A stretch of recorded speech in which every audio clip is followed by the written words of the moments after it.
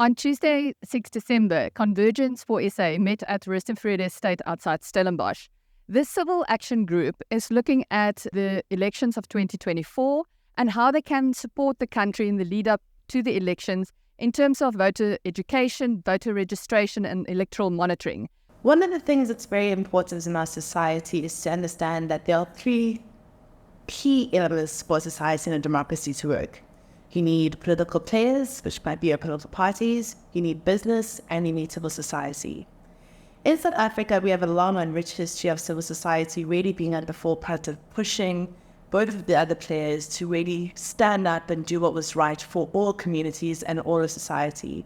We've lost a little bit of that, I think, in the last sort of 3 decades of democracy, and we really need to have a resurgence of making sure that society and civil society can work together towards enhancing our democracy. Do we need change? Well, from our perspective, absolutely. Why? Because we shouldn't be where we are as a country.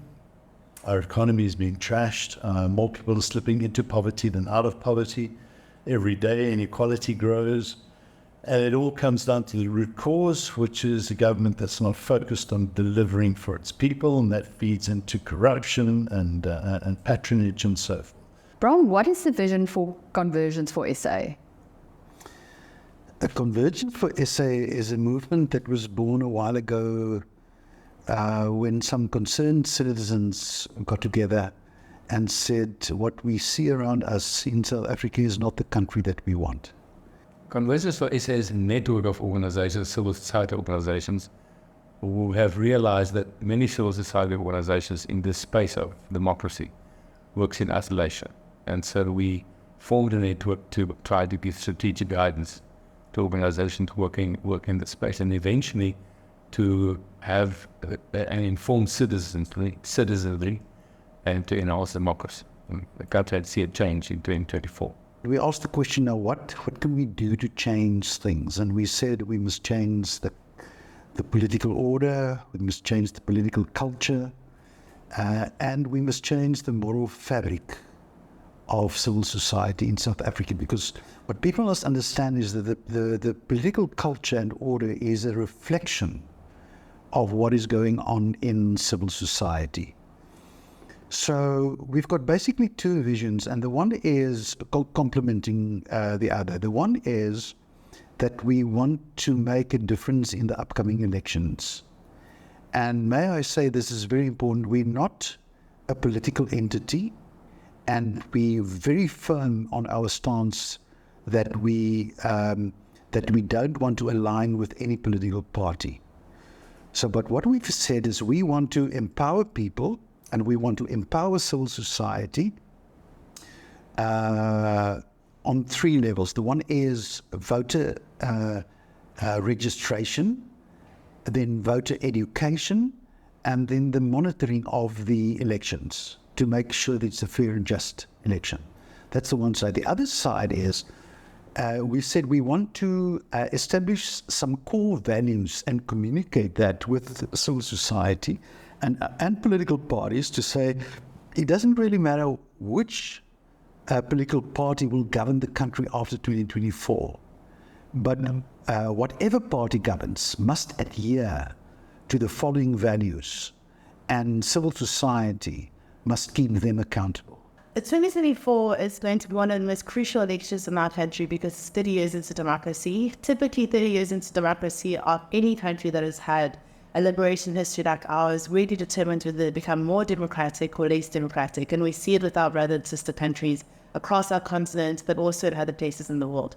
So for us as South Africans, next year is going to be so important. It's why civil society is galvanized to make sure that we get every person who is eligible to go out and register to vote, to get them informed about how their electoral processes work and how their government works, and then to protect our election. And this is important because we don't want to continue to have a state of paralysis where we all understand that things are not going the way that we want to do, but we sit in a state of feeling hopeless about how to change that. Convergence for SA is really trying to intervene at making sure that we give people the tools and the ability to change their own lives in their communities, because that's the only way that we can change the bigger issues that affect us all.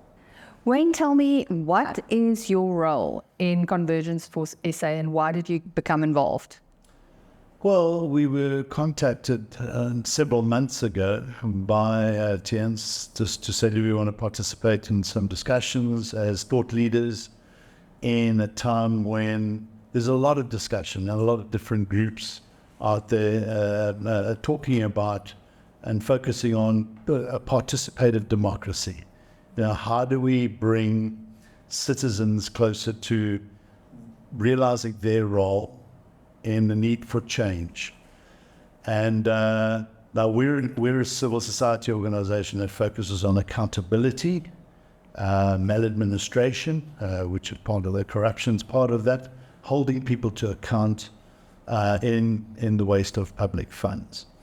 So we see the degradation, we see the problems, and we can't work in silos. As civil society, we need to engage, we need to listen and work with other entities, other thought leaders, and that's why we do participate, not only in the Convergence matter, but in other areas where there's a collective of thinking around what do we do to bring about change without doing it in an illegal manner, legally, using our laws, using the constitution that we have. How do we influence change? Because we need change in this country. Why is it important for civil society to support the country in the run-up to the elections? I think for a number of reasons. You can't have a flourishing nation and a country without an active civil society. And I think what happened in South Africa is after 1994, civil society fell asleep, including the churches. By the way, churches are part and parcel of civil society. And they fell asleep and they thought, big mistake, that the politicians will do everything on behalf of them. Interesting, if you look at our constitution, you will see in the constitution is embedded a core value that civil society and the politicians must co-govern the country. But for a number of reasons, it's not the case at this point in time. Civil society must keep government and local government accountable. Civil society must have an input. Civil society must keep them accountable. They must tell politicians what they want. And so that is, part of the reason why it's so important. The other thing is the political order, as I've said, is a reflection of civil society. You don't have like a civil society and then a political order which then changes the civil society. It doesn't happen that way. Civil society breeds a particular political order. That's a reflection of the moral fabric, the moral standards, the mindset of civil society. And that's why it's so important to empower civil society, to challenge them and to say, well, is this what you want?